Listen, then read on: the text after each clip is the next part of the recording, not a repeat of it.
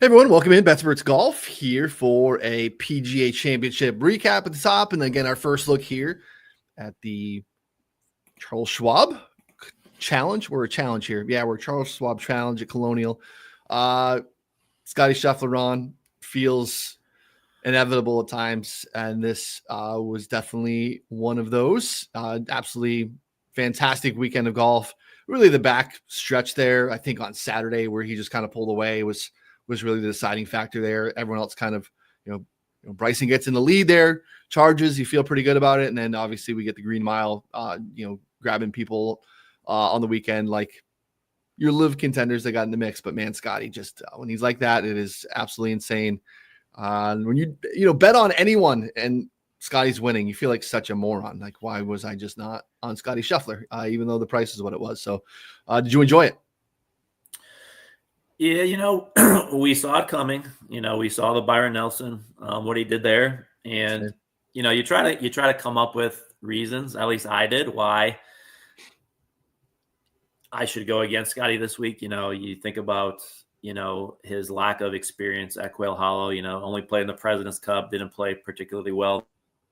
And you think it's a course all these other guys have seen, and looking back, it was just like, that was just so dumb because we've seen what he's done in the past. We've seen just what he does in majors. And so, looking back, I had way too much exposure to Rory. I should have known better that, coming off the Masters, we kind of saw some of the driver issues pop up at the Truist. And then, we hear the news about the driver, and Rory seems to be a guy that if he's thrown out of whack at all, like it has an effect on his game, even at a place like Quail Hollow where he's just been so spectacular. And so, that's something I wish I would have put a little more stock in Scotty and maybe had a little more of him, at least in DFS, which I had some, but it was a great watch. I stepped away for a few minutes and I couldn't believe, when Rahm tied him, and it was like, oh my gosh, because, everybody thought it was inevitable that he was just going to pull away and, win by 5 so easily. And he ended up winning by 5, thanks to, John collapsing. But, it was good seeing Rahm in the mix again. I think that was really good to see. I think the effects of live, you could kind of, I don't know, you can't prove anything, even with data, but just seeing how he kind of faltered down the stretch there. Bryson just could never get it going, could never get over the hump. So interesting week. But yeah, it was a good watch, and I can't wait for Oakmont US Open coming up here soon. Yeah, I think Oakmont's going to be pretty awesome, pretty challenging. I think at the end of the day, Quail Hollow showed out pretty well. Right, it took a lot of beating, but those greens were firm from day one. I know obviously it's part of it is not necessarily Quail's fault. It's a great property. It's a fantastic PGA Tour stop. I agree with the sentiment that I think is pretty common out there this week or, last week. That was just want to see see some variety and having it not just again at Quail, but also basically in the same spot where Quail is on the schedule. So it very much was going to play, even with a little bit, more tricked out rough and some other different things. It's going to very much play very similar to how you would typically see that event played out. That's kind of the difference that you see, I guess, when you go to Torrey Pines in June for a U.S. Open, because we play Torrey at a different time of year. You make the same case for a Pebble Beach. Those are kind of the normal PGA Tour stops that are in kind of the rotation from a PGA Championship and U.S. Open standpoint. But at least those are played at a different time of year. Like this very much felt like an extended signature event, right? And fair or unfair, just kind of it is what it is. I'm excited to go to Oakmont, which I think is going to be a great challenge for these guys. Scotty's number at the U.S. Open went from short to shorter, obviously. There were a couple of rogue numbers out there late last night that were, close to 5-1. If you look this morning, it's like 350 or shorter everywhere. So I totally allowed myself to be the prisoner of the moment. And I jumped on plus 480 Scotty for the U.S. Open. And I just might sit out. I have no idea. We'll see how the next couple of weeks go and see what we can do bankroll wise to get there. But I was able to get down a nice chunk on Scotty at 480, and that's disappeared today. So I just feel like Oakmont's going to be a very difficult test based off of what we heard from like the, first media round and guys getting out there. where it sounds like even their goal might be to have, plus numbers in front of people. And that screams Scotty to me. When it's the hardest, I want the guy who's just has the most control of his golf ball. So, the Bryson stuff is fascinating. I'm not usually a Bryson guy. He's obviously fun to watch. The driver is absolutely insane. He never got like those spike putting that we typically see for him, where he started just rolling in, long putts. He did a great job chipping again, which is, interesting, because that was really a problem. He really kept himself in it with just the ability to scramble and get himself up and down. He's just, and compared to the other elites, it's inarguable data, eye test. He's just not that dude when it comes to approach shots, especially little short wedges. He just had so many opportunities where, as someone who backed him, oh man, what another 345-yard bomb in the fairway, and he's got 60 yards less than his opponent does playing the same hole. Stuff it. And it just wasn't enough of him, like, just absolutely stuffing wedges in. That's just going to, keep him from being in the same spot with Scotty. I think off the tee, he very much, and again, around the green, played up to par to a guy to have won that event. He just did not give himself enough, really close, makeable birdie putts, considering how well he drove the golf ball. So anything to add on Bryson or anything else? Because I know you were on that as well. So I'm sure you were watching and cheering the same way. That was very frustrating. And like, I went back and looked at the 2024 U.S. Open when he won at Pinehurst. And if you look at his wedge numbers, like just 50 to 100, it was actually very good. But then the Masters this year, it was not good. And then this year it was even worse. So, yeah, that is frustrating to see when, and of course, it's a majority of these just little, half wedges and just his distance control. And, he talks about, I know he said yesterday, he's still trying to find the ball that fits him. I know the spin rates, and that's something he always comes back to. But man, if he could ever figure those wedges out and be consistent, and even looking at his number, I think he was around 12-1 for the U.S. Open. So yeah, there's some good numbers there. I still think there's some value. Even Xander sitting there at 17. I think Xander, as he gets, I don't know how much to put into his injury, how injured he was, and maybe he's still feeling some effects from that. But I think as we get closer to the U.S. Open, I think keep an eye on that Xander number and see if that stays right where it is. I think that's some good value. Yeah, I can't do Xander again. I've done Xander at the Masters. I did Xander this week. I need to reset. I'll willing to get beat by Xander even at good prices for sure. So yeah, but I'm excited for Oakmont. This is a great stretch, right? We had the little lull from the Masters to the PGA in terms of team event, and there's just some you get the Craig Ranch in there. Colonial, we start here. We got Memorial next week. Absolutely fantastic track. Canadian Open never ever disappoints. Usually get a decent field. And then we are second week of June there. We're at Oakmont for the U.S. Open. So, and Travelers right after that. Like it's a nice little stretch here for the next month and a half or so. So really excited to unpack it. So Colonial holds up, good field. Again, really short track. We've had redesigns, and the Keith Fosters and Gil Hansen of the world have come here and continue to let this course evolve, because it continues to test professional golfers in a way that a lot of significantly longer, fancier tracks don't really do these days. So you really have to have it. Interesting to see Scotty.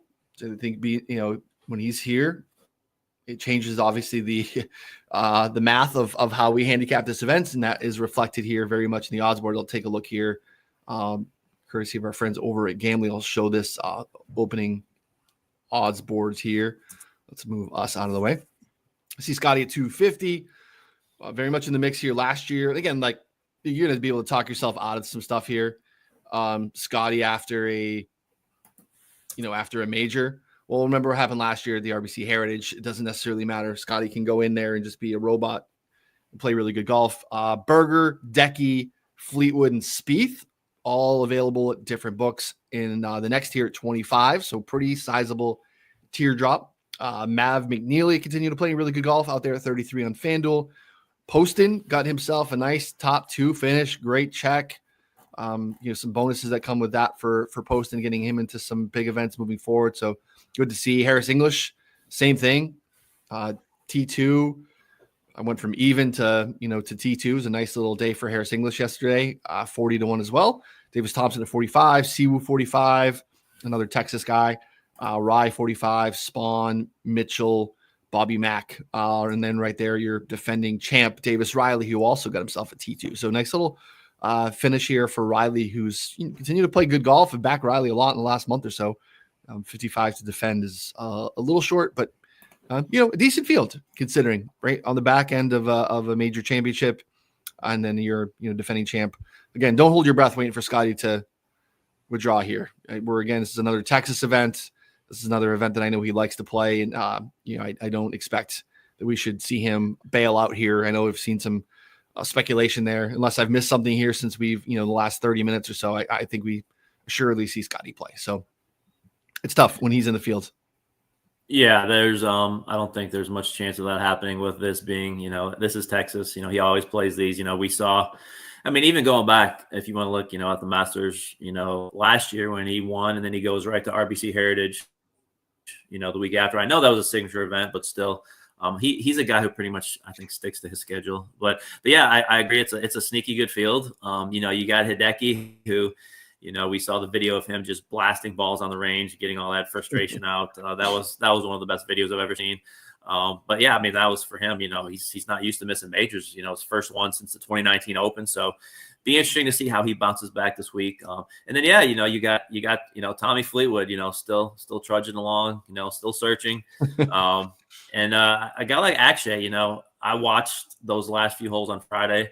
And he was inside the cut line, and then he just lost it on the green mile. And he's had a few of those blow-ups, like right at the end on some of these tougher courses.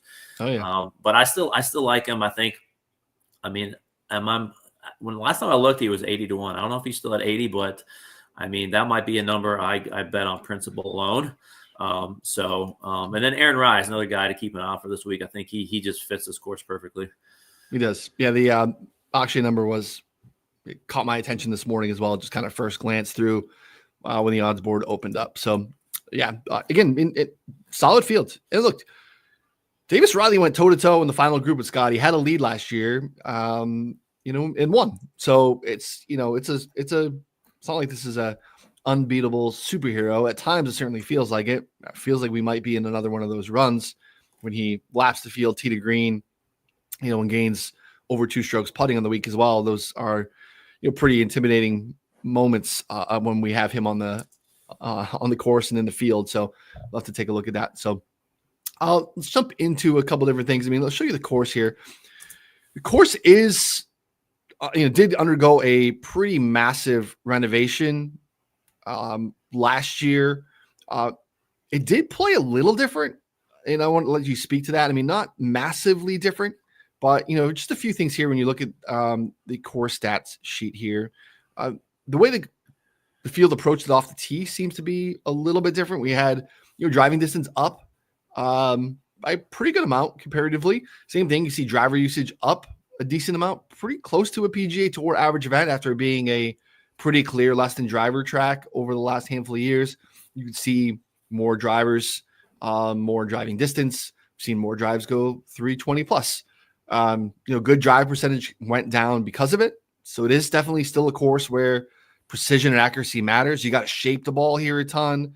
There are dog legs both ways. These are small greens. So that, those things have kind of continued on through. When you look at the approach numbers, you can see pretty low greens and reg. That continues to be a struggle here. Again, it gets really hard if you're playing from the rough. And then you look at the approach shot distribution. You see here a lot of shots here from less than 200 in. For the most part, you see here 150 to 175, taking up a good chunk there too. Do you want to speak to, how it played differently last year on? It wasn't massive difference, but I think there was a little bit different. Yeah, and it's tough to finger point exactly where the differences are. So like you said, we saw those driver numbers increase, yardage increase off the tee. So look, Colonial's always been a challenging tree line, shot makers course, tight fairways, third tightest fairways on tour, numerous dog legs. Pretty much the quintessential positional course, with a premium on accuracy off the tee and an approach. And so, it's always been kind of, like we said, a less than driver course. Now, one thing they did at the renovation at the end of 2023 was a lot of trees removed. Now it's still probably one of the most tree-lined courses still on tour, but that might be a little bit of the reason for some of the differences. I know if you look at the 2022 when Jason Kokrak won, and then 2023 when Sam Burns won, they took a lot more direct lines over dog legs. And so I think some of those bigger hitters are starting to do that. Now, when you look at the field, you don't have a lot of those guys even in the field this week. So probably on a reputation alone, and especially coming off a major, a lot of those big hitters just don't ever play this event anyway. So it's a little tough to tell, but I think one thing for sure is guys are becoming more aggressive, and that's been true for most courses, on the PGA Tour, with all these equipment gains. So guys are taking a little more risks, hitting it, higher apex. I think that may be something to look at this week, just guys who can maybe get it over the trees, kind of like we saw at Quail.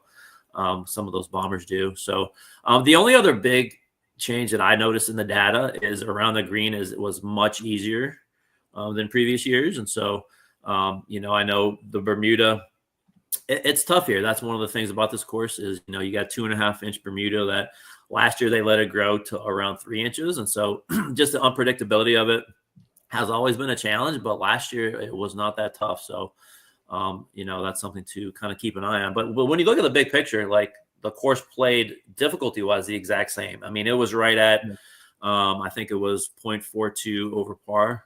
And it's kind of been in that range, from year to year. So not much as far as what I can tell, as far as looking at the data and seeing what got tougher, what got easier. So we'll have to keep an eye on it this year again.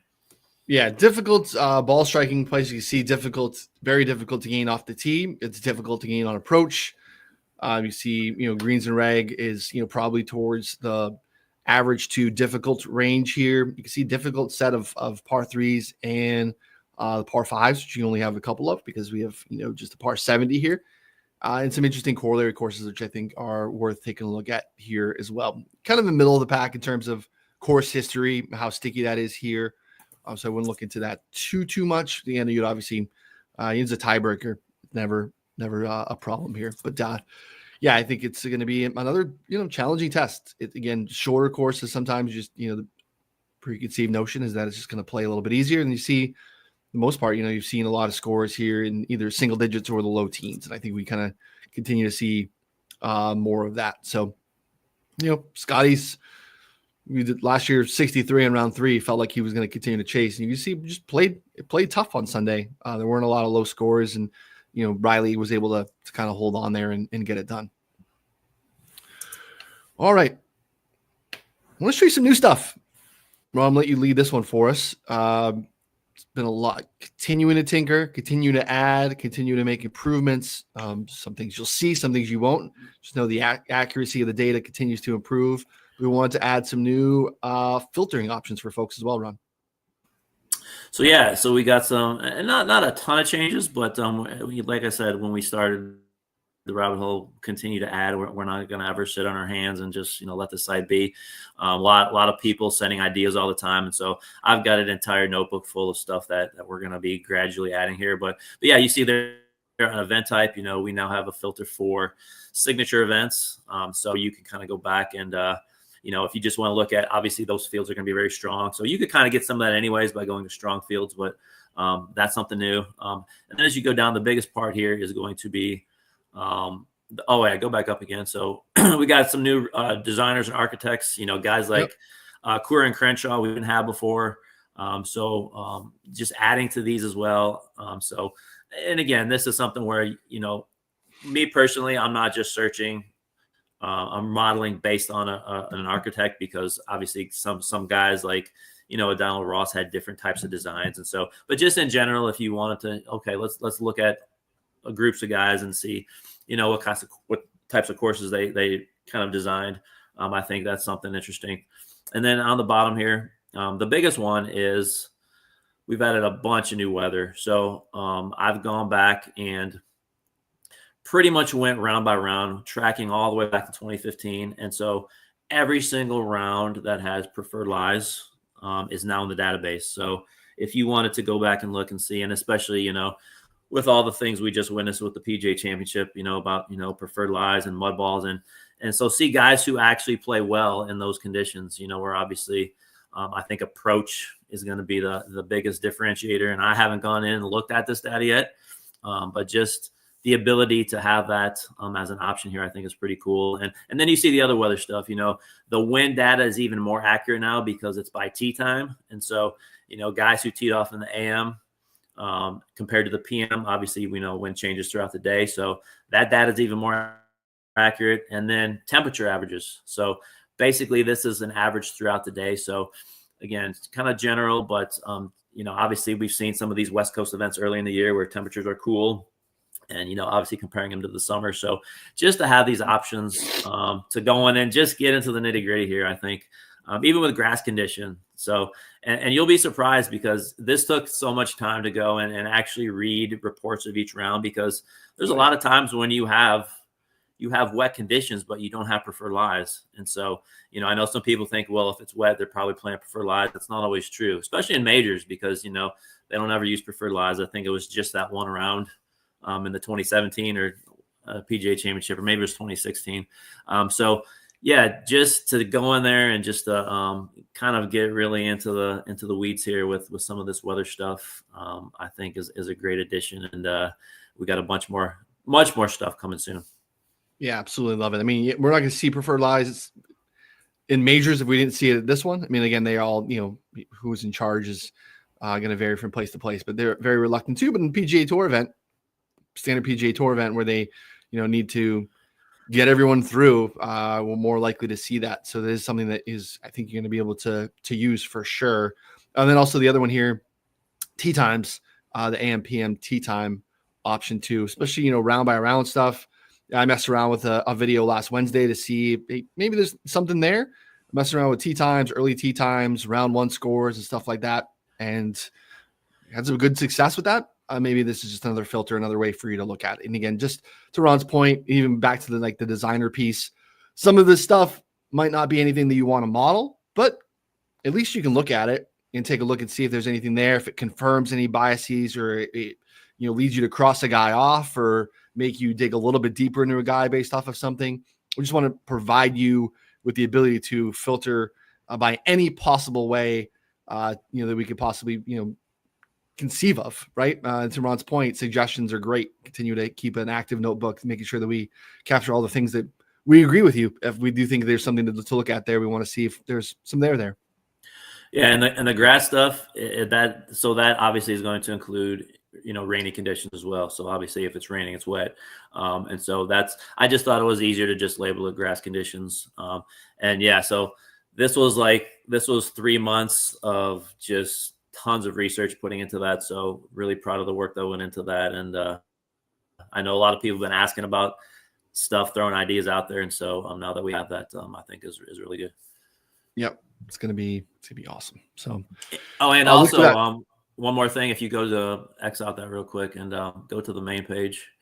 So we've got back to 2015 new courses as well. So courses that we didn't have before, like Chambers Bay, Whistling Straits, Robert Trent Jones. So really going back into that entire 2015 schedule.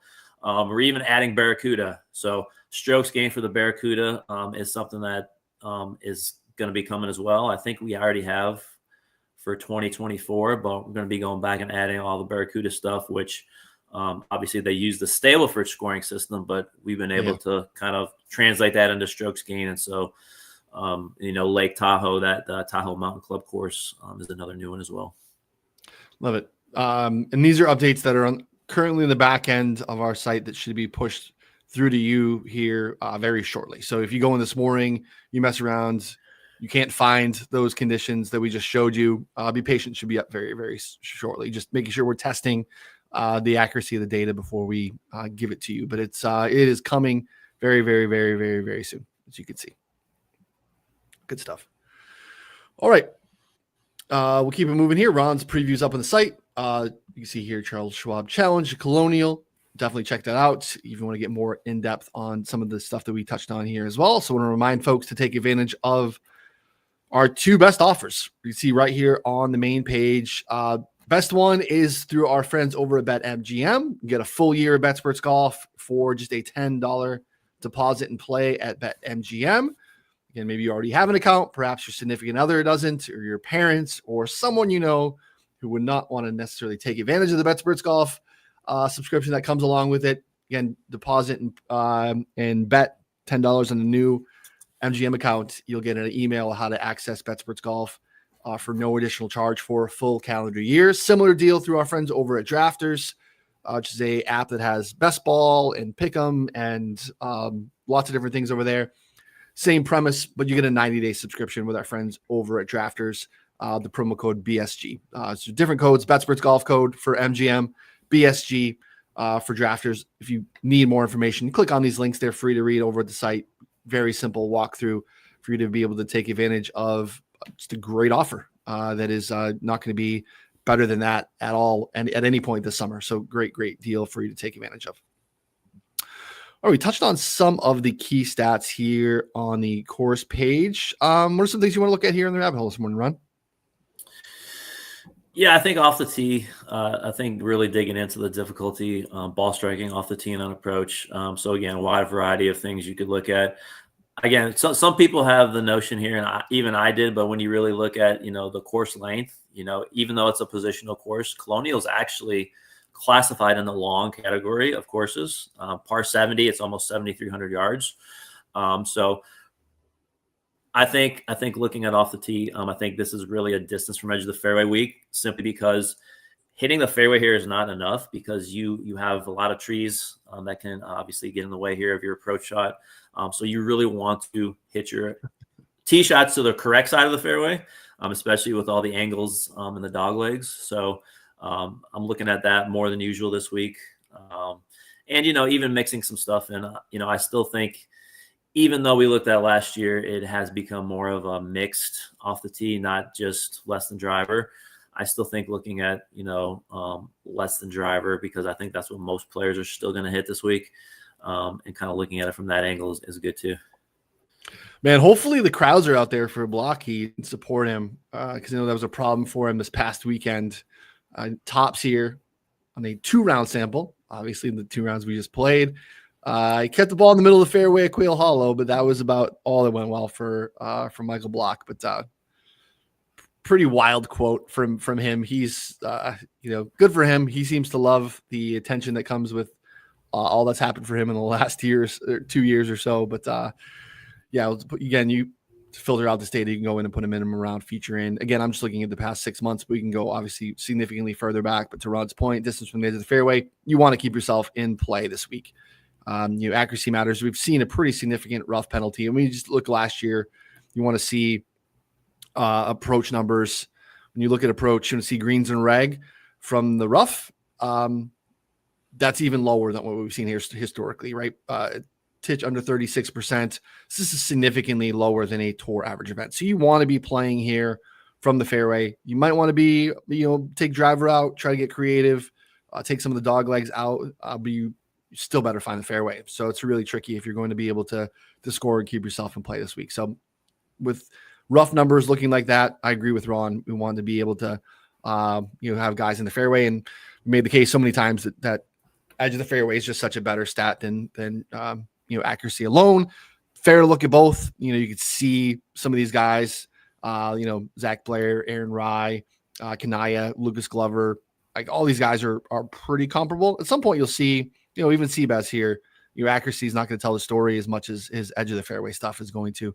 You really want to have those guys that keep it in play. And some of the guys that are maybe second, third tier here are showing up well. Aaron Rye looks good here. Harmon's a little further down the board in like the 60s or so, but obviously anytime distances can be mitigated a little bit, or I guess accuracy is rewarded, Harmon should be in consideration. Berger feels like a popular pick this week. Siwoo's another, Dallas area, Texas guy, is playing really good golf as well. Keeps the ball in the middle of the fairway. Here's Poston again, Spawn, Bobby Mack. So some of the guys that are, second tier I guess, again, it's a big second tier when Scotty's first here all by himself. Those guys are showing pretty well here. What else should we look at?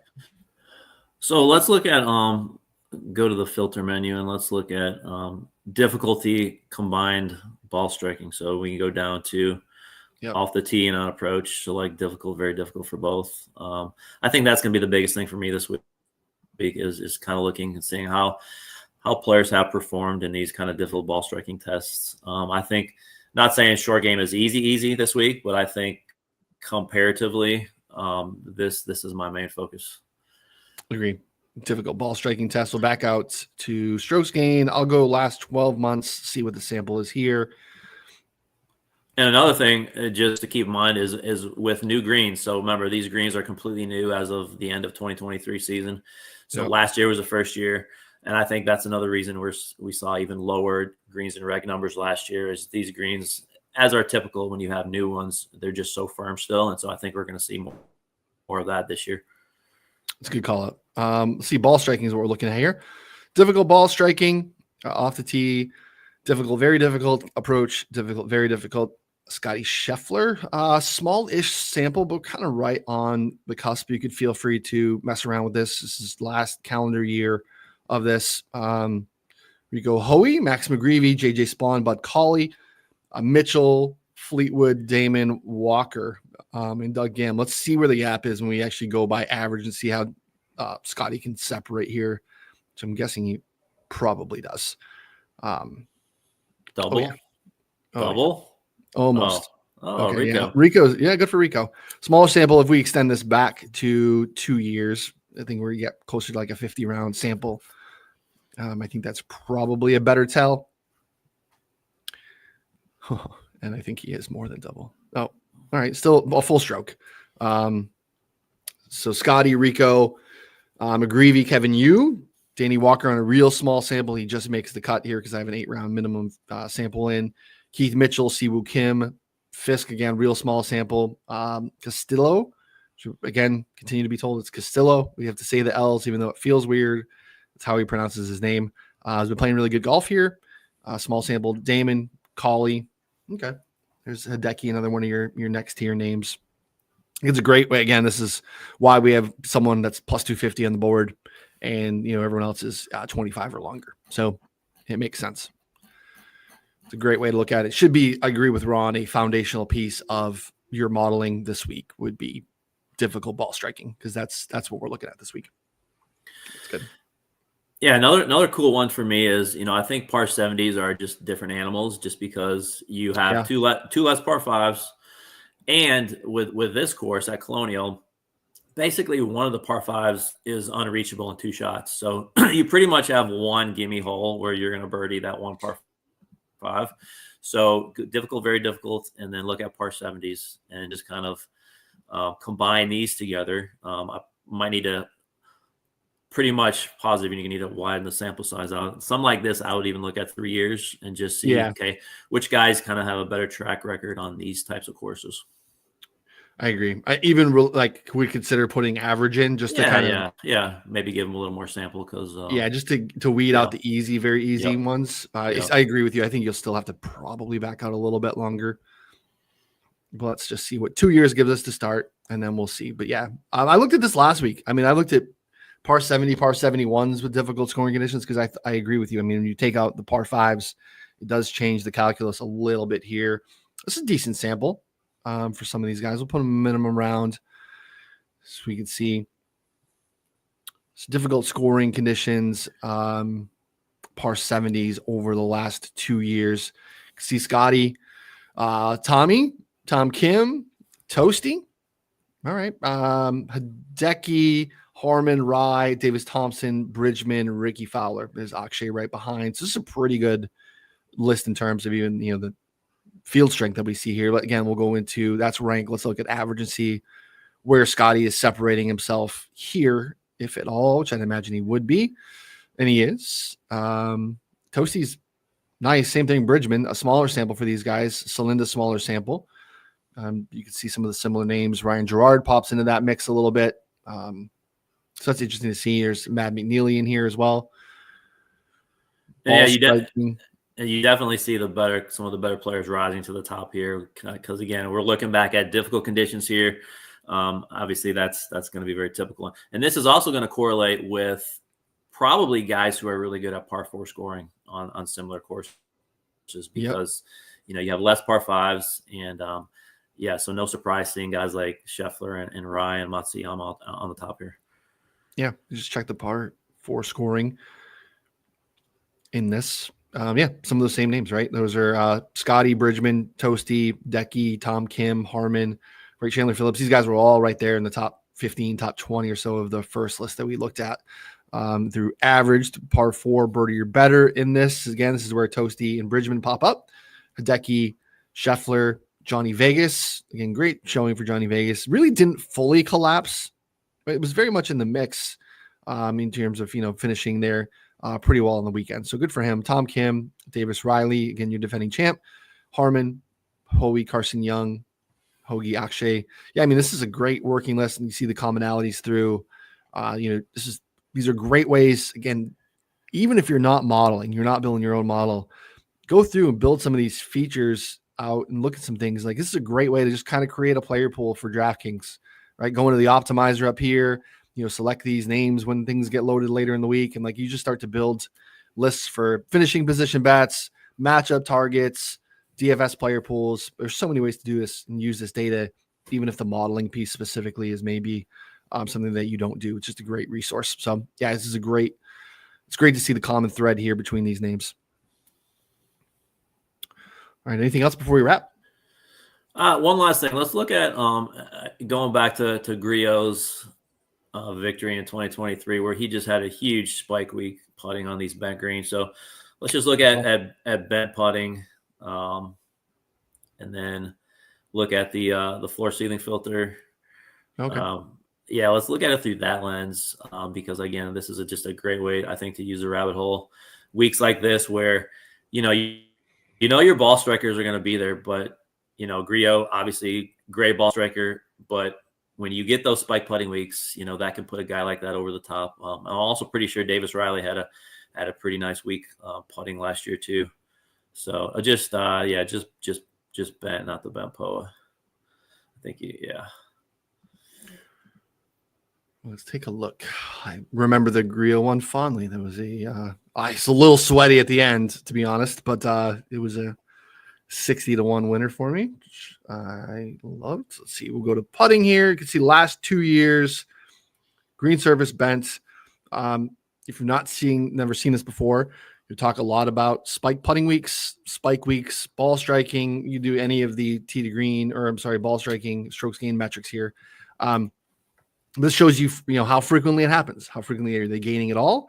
And then how frequently are they gaining upwards of 5 strokes to the field at any of these strokes gain ranges or buckets. So it's a great resource here. You see Harris English is your best and most consistent just to be flat to the field. If you want to, gain a stroke, see Harry Hall, Pearson Cootie, Texas boy, Celinda here, small sample, Vince Whaley, Max Gracerman, Ben Coles. There's Tommy. Can mix in a little bit. You want to get up into real actually separating spike putting wise. There's Cootie again, Gracerman, Bridgman we saw earlier. So that's good to see. Harry Hall can get hot with the flat stick. There's Harris English again. I'm going to see any of the top names. There's Hideki. So again, not consistently gaining, actually less than half of his rounds over the last 2 years he's gained, but has had some more ceiling than some of his peers. Let's see if we get up to 3 strokes. See if we get anything. Gracerman tried his best to save my DFS lineups last week. He was one of my highest owned cheapies, but the rest of the big guys didn't want to do their job. Ryan Palmer, Texas guy, spike putter connoisseur, you could say. That makes sense. Bridgman, Highsmith, Sammy Valamakis, Taylor Moore. Sune is playing really good golf. Michael Block, one of the best putters of the world of all time here. Small sample. Mac Hughes. So, some randoms here is Davis Thompson. So not a lot of the big guys that you would expect to see. So is anyone that's really bad? on this putting service that we need to kind of look out for. This is not good for Siwoo, but man, it's kind of Siwoo anyway, right? Like, I don't know. Bud Cauley, Tom Hoagie, Keith Mitchell, Joel Damon, Smalley, Bobby Mack. So, here's Akshay. Actually, so this is where it gets tricky, right? This is a pretty sizable sample over 2 years. Akshay is such a different putter right now than he was 2 years ago. So you can drag down with some of that. This is the difficulty at times when you see, a specific jump from a player over a shorter period of time, where some of this, old data might not be as relevant for him too. Surprised to see Matt McNeely, just a strong baseline putter, has not fared well here on Bent. Obviously a California kid, so but the Bent typically as pure as it gets for a lot of these guys. So anyone in particular you want to see? Should we see Scotty? Yeah, and I would also say, as some of these younger guys like Akshay, so you have to remember, this is just Bent. So, sometimes with some of these grass types, it takes a lot more sample size to kind of see, well, is he really bad on Bent? So I think with some of those, younger guys, maybe not take this as seriously as you would, a guy who's played 10 years on the PGA Tour. So just kind of keep that sample size in mind. Yeah. Question about Novak. Play this week. Another one that was, a tough Friday afternoon for Novak. This is interesting. I mean, right? I mean, I like Novak this week. He's basically said, when I've talked to him, he loves firm courses. He does not like easy, soft, overseeded courses. And so I think this week is a week where I'm going to be really tempted to put something on him, because this type of course, he likes it difficult, is kind of right up his alley. So, he's a guy who's definitely trending upwards. So a lot to prove with. I'm really doubtful with the Ryder Cup talk. I don't think he's there yet, but I think this is a week where difficult course, conditions that he likes. I'm really interested to see how he performs this week. That's the problem, is just that he has to be in the mix, because the back end of the U.S. team is just wide open. At this point, we're getting to the point where it's like, it's almost bad for Keegan to not pick himself in play compared to how, we're just looking at what the back end of that roster looks like right now. So it's just it's really tricky. And I think you've seen some of those moves, bringing Furyk on as an assistant captain. I think there's a lot of signal here that would make sense, especially if Keegan continues to play well. But Novak's in the mix. If he continues to play like he's been playing, you could see, to Ron's point, very difficult scoring conditions, only 8 rounds, but has fared fairly well. This is the last calendar year for him. Seems to get that trending very well. The around the green play has been better. The approach numbers are up. See, obviously, the finishing positions as of late. Really tough Friday there. I think entered 1 under for the second round, and then just kind of lost himself there late, which happened to a lot of guys.